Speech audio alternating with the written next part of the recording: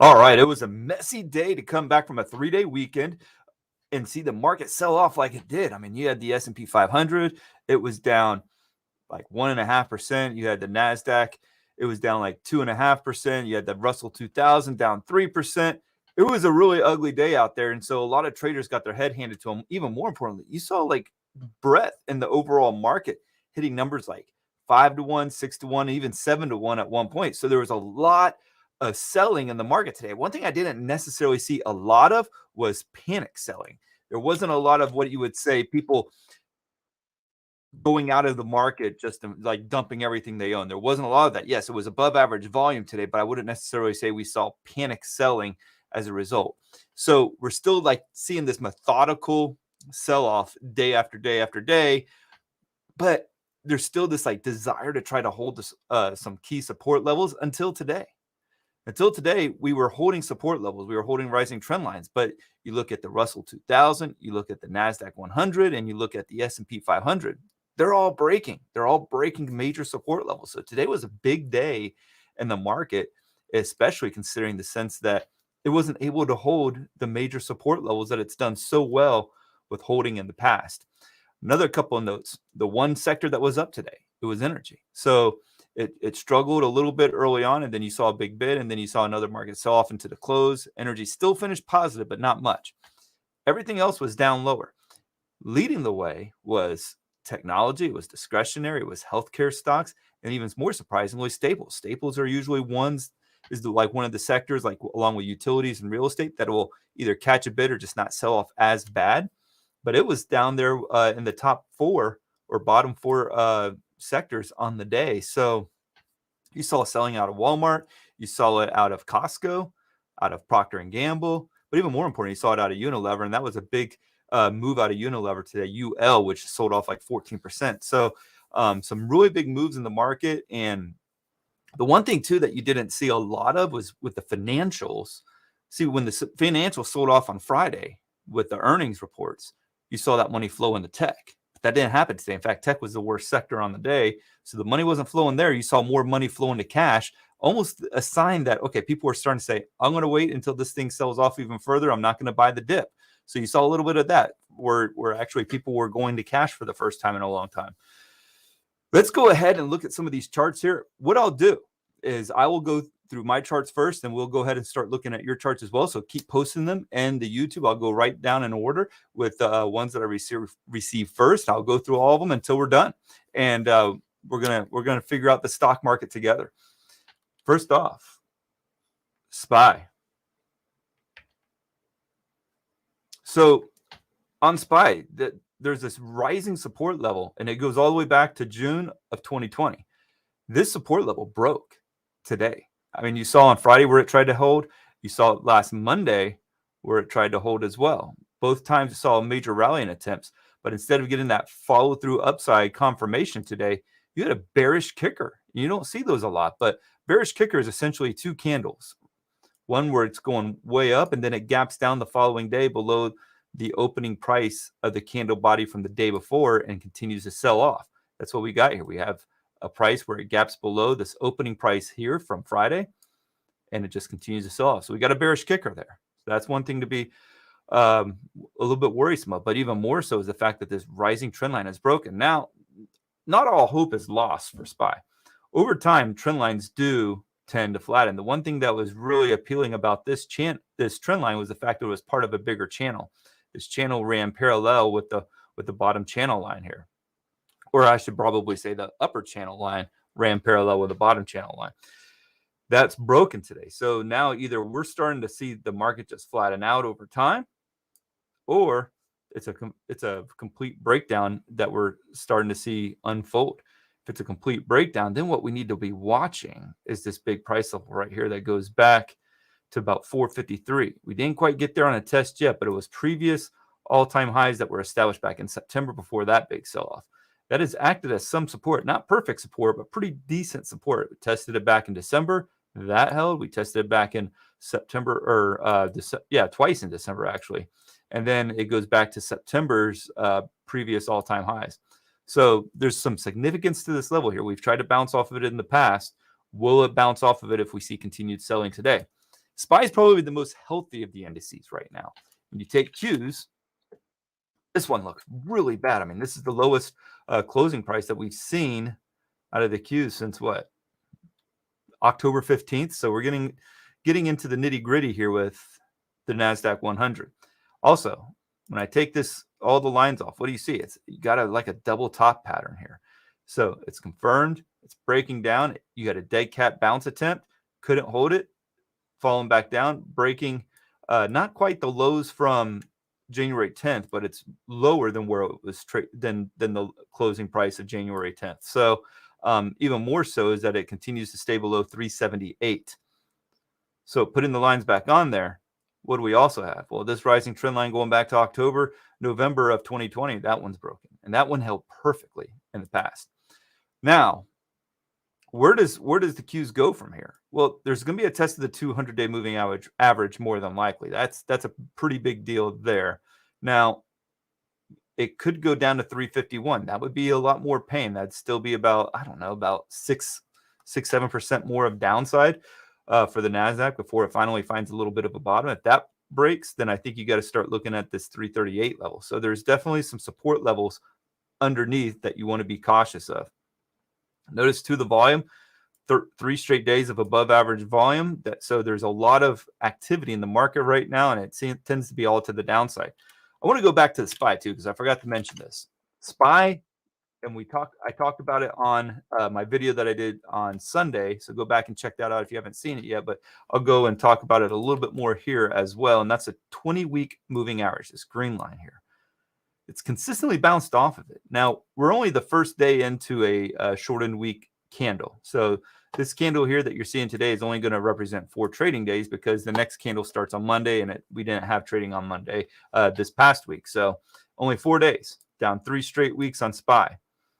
But look at this. We're trading below this 20-week moving average. The good thing is that, like I said, it has 3 more days to try to recover. But if it doesn't, it would definitely mark a sharp contrast, especially if it's a huge break of the 20-week moving average, represent a sharp contrast from what we've seen in the last 2 years from the stock market, where it has consistently held every time it's been tested. So keep that in mind, okay? We're currently trading below it. There's still 3 days left. We'll see how it goes from there. Now, the Russell 2000, this is where it really starts to get ugly. Remember, Russell 2000 doesn't have the benefit of all the FANG stocks: Facebook, Apple, Amazon, Netflix, Google, Microsoft, and Tesla. And by the way, if you want to get updates on those, check out, you can get those by clicking the join button down below. But anyways, though, this sideways channel pattern, it's really, really bad. And so where we closed at was the lows from March of last year. So this is the lowest intraday price since March of last year. So the lows from March 5th was 207.21. We're trading at 207.83. That breaks. Guys, I'm telling you, there's not a lot of places to hide for the Russell 2000 before it runs out of places to call support. So right now, 207.83 with the potential. Like I said, there's not a lot of support. Does this go really all the way down to like 150? I mean, that's really the closest support level nearby. Maybe you could say, all right, it'll go down to 171. That's possible too. If you just drew this line straight across, you could say, all right, we got like 171-ish right there. But there's not a lot of support. And you also have an unfilled gap right there that hasn't been filled yet. So most of your gaps get filled over time. So keep an eye on that.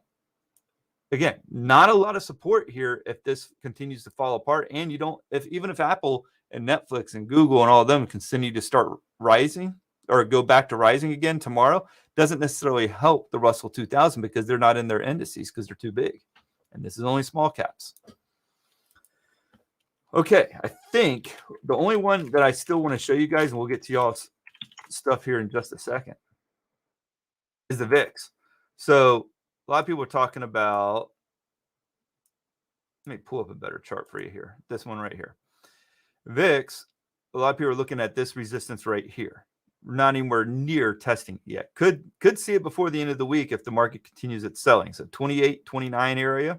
That's been some resistance, but even more so, look at the declining resistance going back to June of 2020. This resistance is held all along. So this is another area of resistance that you want to watch It'll be about 31.80. If it gets up to that level, could mark a short-term bottom in the market. All right, let's look at y'all's stuff here. Rage TV is asking, BBIG is ripping back up. Any thoughts on it? Yeah, I saw that today.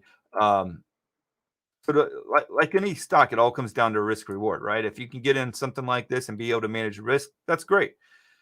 The problem is at this point, the move has gotten very obvious, right? You're looking at it, it's 6 days in a row. It's gone from 225 up to 519. Bit crazy on the upside, especially in the kind of market we're looking at. Do you want to go chasing it here? No, because what you want to do is you want to get in when the thing starts breaking out. So really the breakout move, and even then it was kind of elevated, considering how much it had to rally just to break out. It would have been around 363. Now at 519, where are you putting the stop loss? Maybe below the lows of the day, but even then it's probably an unnecessary risk because it's not that great of a stop loss. So I would pass on it. You know, it's tempting to want to jump after these stocks that are making the big moves. We saw it in DWAC today. I'm not sure if I have questions on that one yet today, but I'll go ahead and cover it anyways. DWAC breaking out of this base. Pretty good price action today, up 21%. I wouldn't go chasing after it, though. Again, there's a lot of volatility in these plays, and it's very tempting because you think about, okay, I make $21 off of a $5,000 or 21% on a $5,000 position. That's $1,000 I just made by day trading DWAC. But to the flip side, how do you manage the risk? Now, risk is even tight, or risk is even difficult to manage had you got in right at this breakout here. Let's say 72.60. And you put a stop loss below this 2-day lows here, you're talking about, 66.65, which is still about 10% to the downside that you're risking in order to get this 2-to-1 return. I don't know if that volatility is necessarily worth it. I would be thrilled with it if I thought I could, get on a day trade, 4 or 5-to-1 for that kind of reward to risk. But for 2-to-1, there's better trade setups out there. It's better to look at, instead of potential dollars that you can make on the trade, look at the reward versus risk, because that's really going to keep you disciplined and keep you trading in a more sane manner. So back to BBIG, he's holding 2,000 shares for the long term. One of the big things that I do, if I'm in a trade and it's making big moves like this, I want to start taking profits off the table. Can BBIG, and I'm looking at it from a swing trading standpoint. I don't really have a long-term reason for being in BBIG. I don't even really know much about BBIG from an investment standpoint. But from a swing trading standpoint, yeah, I'm taking profits along the way. When you start making over 100% on a trade, if you got in around 250, yeah, it's definitely a good time to pull some of those profits off, tighten the stop loss as well. We got ASIX. All right, kind of looks like a head and shoulders pattern here, right?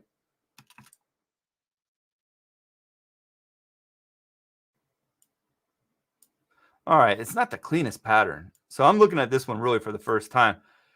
I'd be almost tempted just for the sake that it looks like there's some support here at 43.80. It's not entirely strong support. But you can see in the times past where it consolidated just above it, didn't want to break down below it, came back down, bounced. It did break below it right here. This is the only area that's giving me a little bit of pause. So now I would watch how does it perform around 43, 65, 43.70. If it breaks below it, then you have the potential that this could be another like secondary support level, considering that it bounced twice there back in December. If that can hold, or if that breaks, then you really have a bigger move down to about 38, where the next level of support is right about there. So keep that in mind. Also notice too that it's in a declining trend line with lower highs, and you got lower lows. So I would be looking for this candle here to probably make a new lower low if this channel is to stay intact. So keep watching those parameters there. Now, if you're looking at it from a long standpoint, you could possibly play the bounce off of this neckline on the head and shoulders pattern. Why do I say that it's a potential bounce play? Because you've seen a lot over the last 12 years, the necklines of head and shoulders patterns result in strong bounces. They don't confirm, or they just confirm a little bit to sneak in some shorts, only to squeeze them higher. So That's the other play. The only problem with that is that it runs into resistance pretty quickly around 47.56, and there's not really a good reward risk ratio there. So in the end, if you're looking to get long on it, maybe just waiting till it breaks this declining trend line right here. So, you know, for right now, that's about 47.60.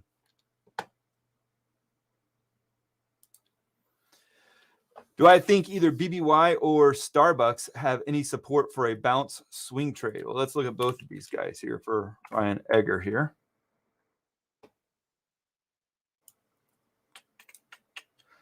Looks like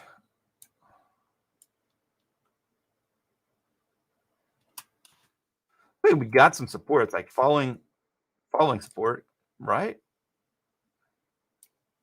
Right about right there.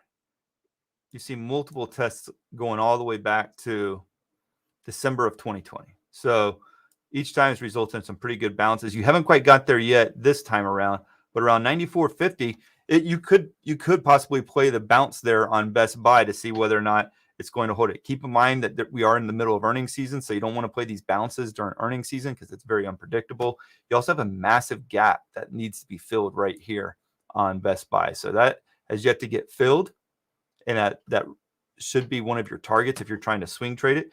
It needs to get back above this support level here as well. So if you're playing this bounce, you know, around 94.50, make sure it's bouncing first. There's not a rush to get into it right away. I would probably be putting my stop loss below the support level here so that if it does break back below it, you don't want to stay in that trade. So if it gets back above 105.54, that's where you can start looking at, all right, maybe we're going to make a run towards this gap here. So definitely a pretty good trade setup. If it breaks below this key support level, there's no need to stay in it. It's a bearish stock at that point. But for now, it's been trading sideways since 2020. Maybe it wants to hold the support level again and give us a move at the very least back up to 105. And then Starbucks, this one's in a free fall.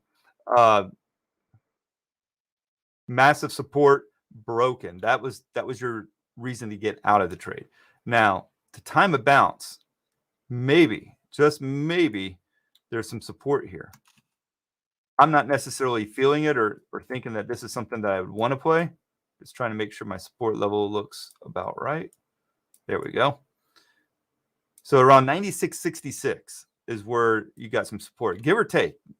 You don't want to like behold yourself to just like the exact penny on a key support level, because sometimes there's a little give or take based on how you actually draw the line. It's not perfect. But around this 96.60, 96.50, if that holds, yes, there's a potential for it to bounce. It's oversold. I think we got a stochastic reading of 2.85. But I don't know necessarily you're going to see a long-term bounce. I don't know if it necessarily means that, okay, the bottom's in, we're going right back to all-time highs. That's the mentality that a lot of people still have with this market right now, that, okay, we're selling off, we're just going to go right back to all-time highs eventually anyways. And so they hold through some bad trades, and you don't want to be that person. You want to stay disciplined, even more so now than ever before. You gotta follow those trades. You got to follow the trade parameters that you set out before you ever got into the trade. Right now, at about 96.50-ish, that's going to be your next key support level. If that breaks, then you're starting to look at probably around 83.51. Let's look at some rising trend lines to see if there's anything to be concerned about here. I'm not seeing it, but 96.50. Then from there, we're probably looking at, you know, lower 90s. What do you think about Microsoft? I bought at 302. I'm investing long term. What do you think about Apple's price? Well, let's knock out both of these things here. Microsoft purchased Activision here. So ATVI, that one got bought out for like $68.7 billion. Crazy numbers, especially for a video game company, right? Huge. A play to get into the metaverse. So that has a lot of people happy about Microsoft today. But what do you want to be careful of is that even with the acquisitions, those are great. It's breaking a rising channel here. So there's a good chance that you could see a test of the 200-day moving average followed by further pricing lower. Microsoft was the market leader back in 2000, and Microsoft ended up losing like a lot of its value during that dot-com bubble. I'm not saying that we're in the same situation here necessarily, and we're going to see an 87% sell-off in the NASDAQ. What I could tell you is that I'm not a huge fan of starting long-term investments in a very strong, mature bull cycle. It's better to wait for big, large pullbacks and try to go bargain hunting, not necessarily in the names that that are holding up, but the ones that just saw some immaculate sell-offs. Go after those. Go after ones that have just, given back a lot of its pricing, but it's companies that are going to stay around for a very long time. How is BTC looking? I was actually just looking at that, posted a chart on StockTwits about it today as well. You can see right here, we got a little bit of action here, a little bit of green. See that? It's trying to hold this rising trend line. There's definitely significance to this rising trend line. It's been holding it, hasn't broken it yet. So I think right now, is if it breaks below this 39, let's say 39,300, I think that's going to be a pretty good sign that, okay, maybe it's time to get out of that trade. But as long as I'm, as long as the coin is holding this rising trend line, and this rising trend line goes back a long ways, we're talking about October of 2020. If that continues to hold, that's a good. I mean, you got clear reward to risk parameters set out for you here on Bitcoin. Again, below 39,300, probably ready to move out, out of that coin and just go cash. But as long as it holds it, man, that's pretty nice there, right? I like it. The only downside I would probably say too is, and we've highlighted it, you got a big head and shoulders pattern here. You see that? This is your left shoulder, your head, and your right shoulder. If that breaks that 39,300, it also indicates there's the next leg lower happening for Bitcoin. Good question. Do you find PayPal is finding a bottom here? Thanks for all you do. Loving the live streams and SharePlanner as well. Good question, Ryan Fairchild. So big time support here broken. So I don't think it's finding a bottom at this point. I tried trading this. This was my first trade of the year on was with PayPal. I got in, I think it was like around 194. I got stopped out. I want to say like 185. No, it was probably like 187. I can't remember offhand, but I took a 4% loss, whatever 4% off of 194 is. The support level didn't hold. I had to move on, right? This support level I've been talking about, this is a big support level that needs to hold, and it just didn't do it. And so today you're seeing that confirmation to the downside. So if anything, I would be very weary that it's starting that next leg lower here.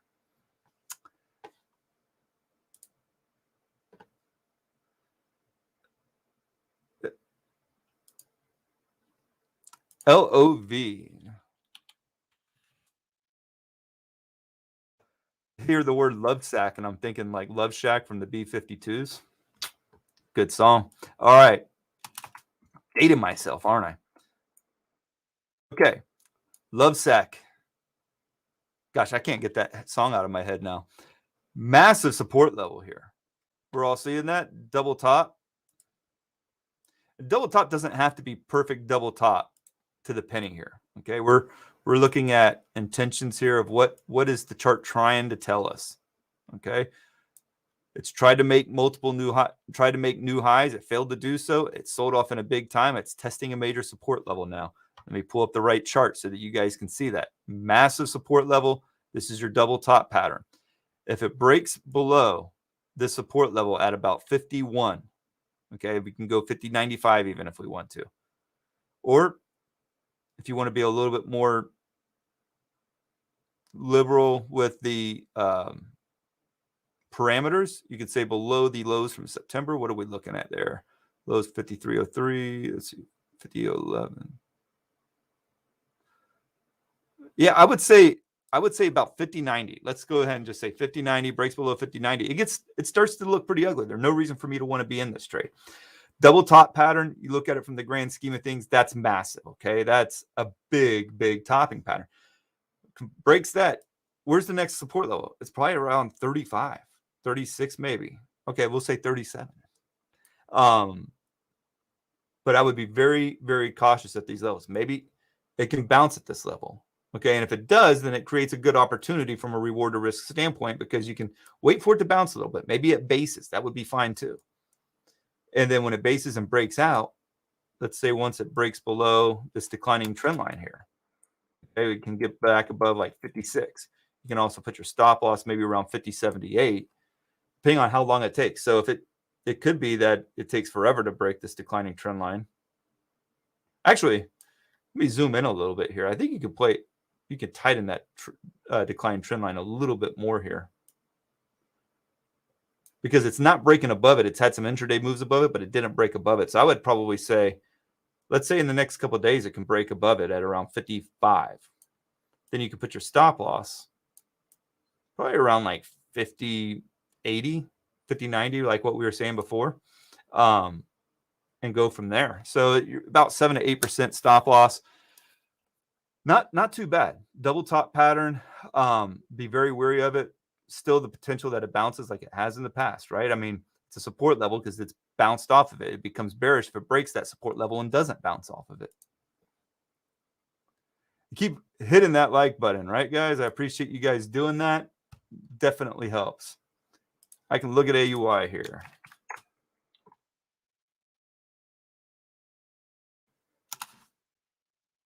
Man, look at that. That's pretty interesting, right? I'm not a huge fan of trading stocks under $10. Just looking at this industry here, we seeing a little bit of the same stuff here with some of the other gold names. Not so much with FNV. Maybe with FNV? No. BTG? What is the big daddy in this particular sector? It's going to be NEM, yeah. Okay. And I'll get back to AUI. I haven't forgot about you, I promise. But just looking at some of these other names here. You got a little base breakout there in NEM. AUI, I remember this one. I think Kramer used to pump it back in the day on his show all the time. Show or newsletter or something that he had at the time. So I've always been a little bit like, I don't like that. I don't like the guy anyways, but all right, so declining trend line. I would wait for it to break above maybe like 432. The difficult part is finding a good stop loss. So 432 with a stop loss maybe around 404. It's not the best place to put a stop loss at. If ideally it would be around 383, 384, but then you're starting to talk about a big risk that you're putting on the table just to get the breakout. So I would probably try to find some maybe better gold plays. We were just talking about NEM. You got gold. Let's see what gold's given for us here. You got a similar declining trend line there as well. So maybe gold can consolidate before it breaks out and then break above 20. You might have a good trade set up on your hands. No. So that's Julius is asking, where's the bottom at on this market? You can't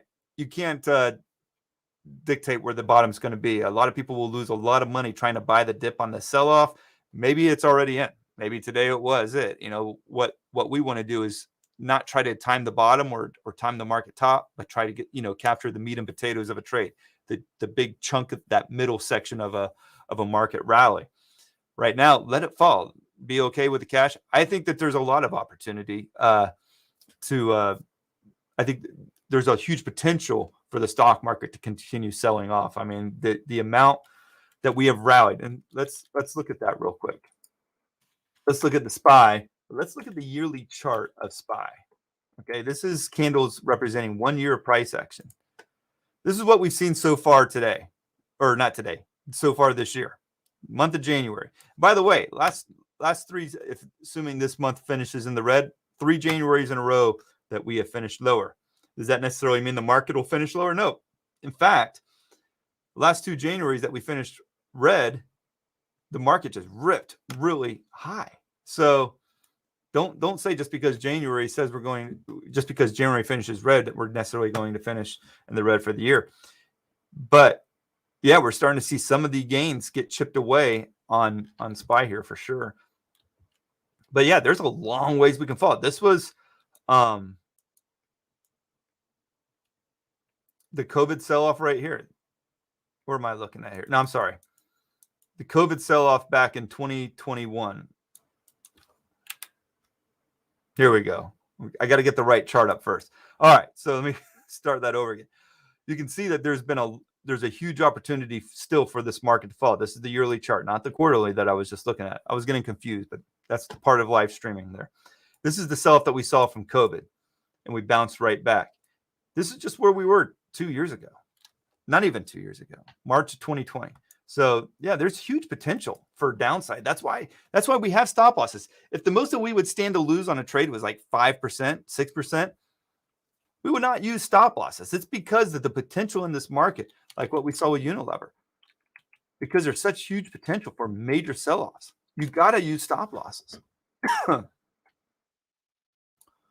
Bottom on LABU.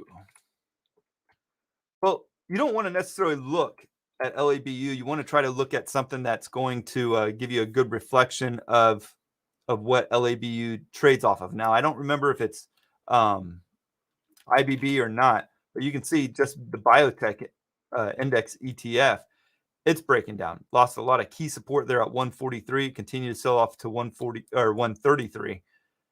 So LABU, these are not long-term investments. These are things that will hand you your head if you try to hold on to them long-term, because the sell-offs are so steep and they naturally lose people money over time. So they got to be a quick trade. Now, as for a bottom, again, I would probably go back and look at like an IBB, and it's not necessarily apples to apples, but it's kind of close. I would start to look for where some of these like IBBs and other biotech ETFs start to bottom out at. And right now, you just don't have a clear idea. Maybe like 124 it could bottom at. I mean, that's still pretty significant. If it goes down to 124, the market's going to sell off a lot further as well.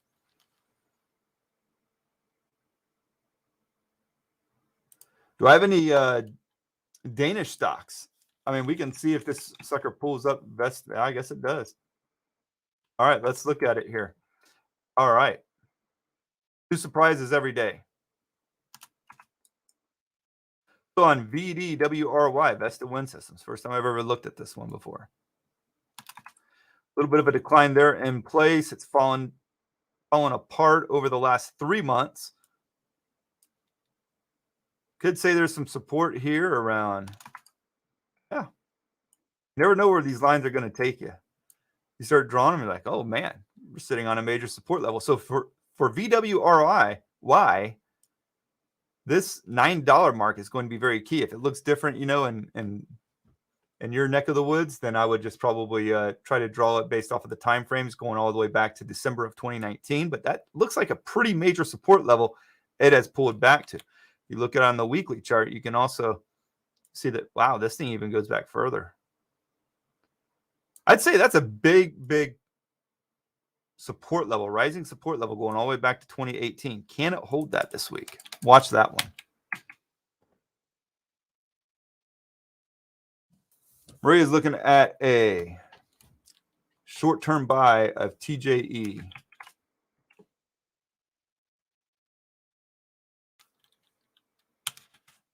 All right, I don't have anything on that one, but feel free to post the correct symbol later here.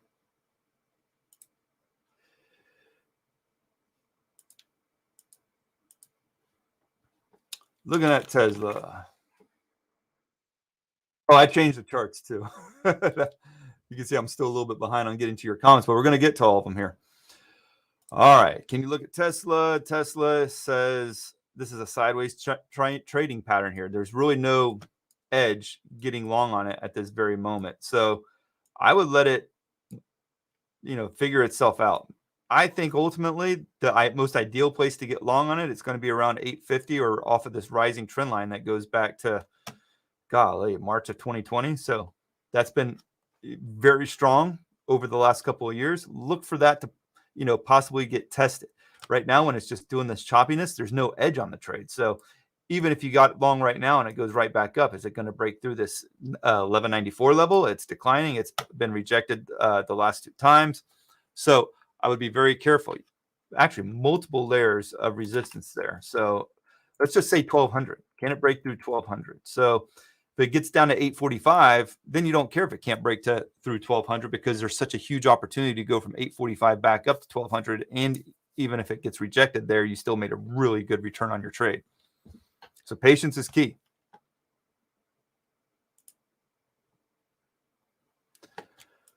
Oh man, I don't have any Chinese indexes to go over at the moment. Whoops. Let's see here if I can remember them offhand. If you have an ETF that you want me to look at, I'm more than happy. I don't really trade too many of them right now.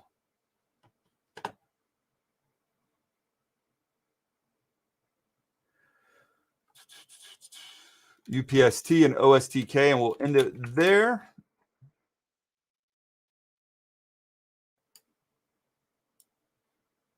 KWEB. All right. We'll knock KWEB out.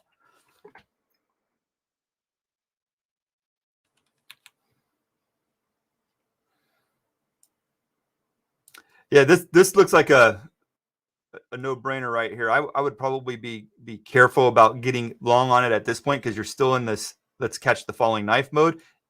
It's traded somewhat sideways for the last 4 days, but man, that's a lot of volume on that sell-off.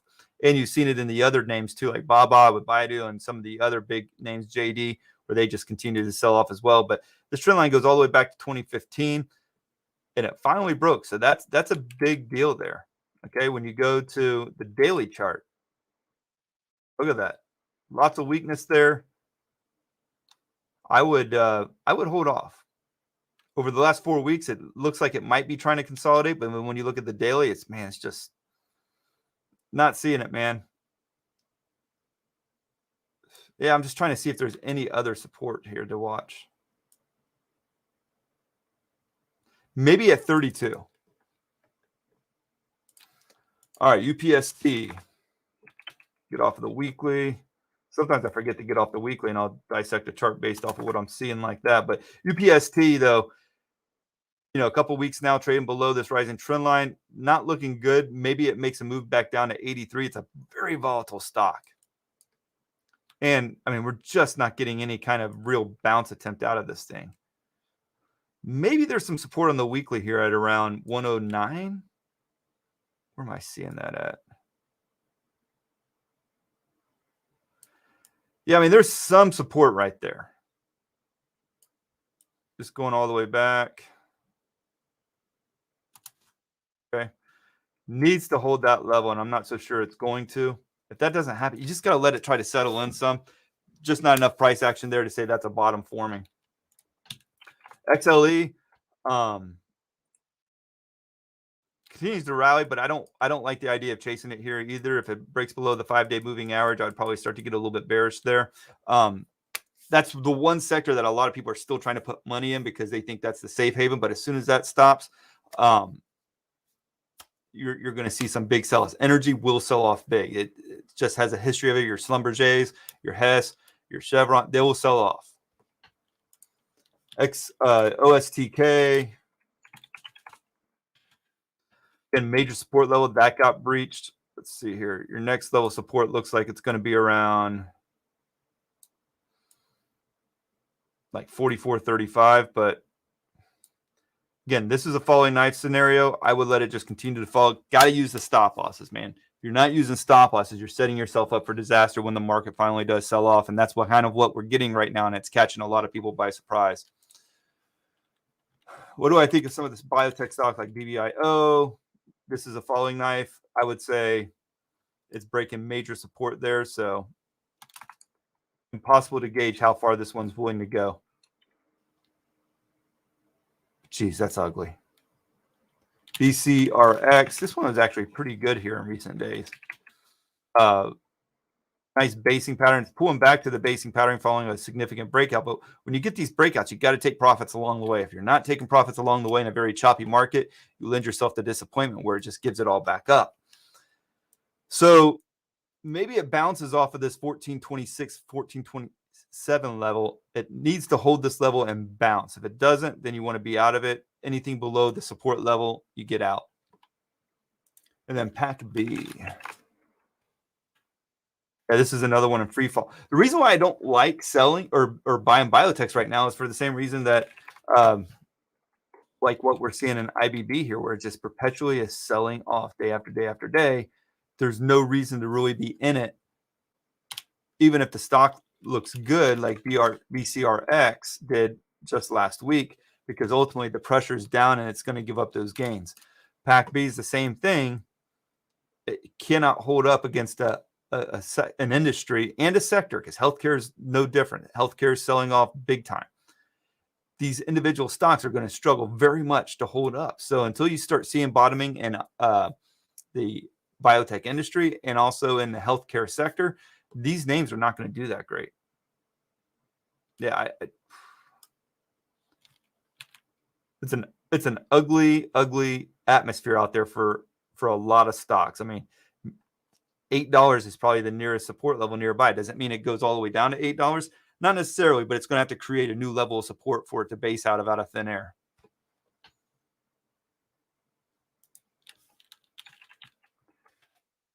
All right. That's going to do it, guys. Make sure to pound that like button and hit subscribe. Click the join button down below, because I'm sending out market ideas and information and research each and every day, multiple times throughout the day. You're going to get hit up from me with different charts that I'm finding really intriguing, watch lists, stocks that I'm following. So check all of that out by clicking join. You're also supporting the show. And let me know in the comments if you have anything else. I still monitor the comments each and every day. So let me know what you guys are thinking. Thank you, guys, and God bless.